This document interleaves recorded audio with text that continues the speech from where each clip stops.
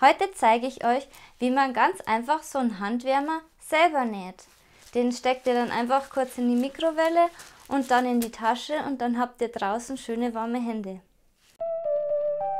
Make a Maut Sewing. Nähen mit der Maus. Wenn euch das Video gefällt, gebt mir gleich einen Daumen nach oben und einen Kommentar und dann starten wir los. Für den Handwärmer braucht ihr 2 Baumwollreste, die ca. 13 x 13 cm groß sind, und Kirschkerne. Oder ihr könnt auch Dinkel, Buchweizen oder Hirse verwenden.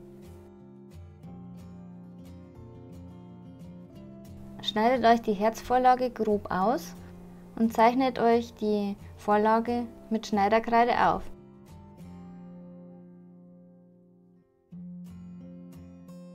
Steckt sie zusammen und näht sie fest.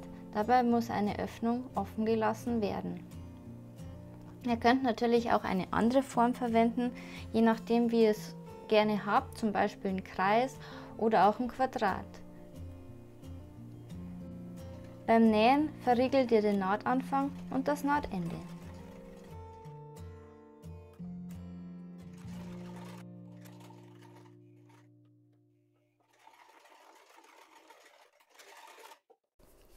Jetzt können wir schon mit dem Befüllen beginnen.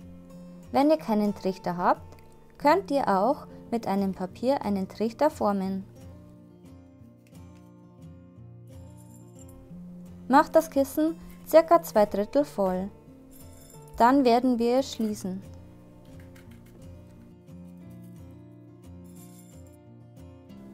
Hier schiebt ihr die Füllung etwas nach innen, sodass ihr hier gut nähen könnt. Dann näht ihr das restliche Teil noch zusammen.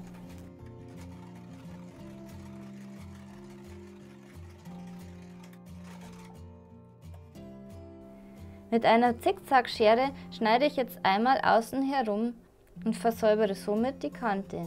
Wenn ihr lieber keine rohe Kante haben wollt, könntet ihr theoretisch auch die Teile am Anfang rechts auf rechts zusammenlegen und dann durch die Öffnung wenden und dann diese befüllen.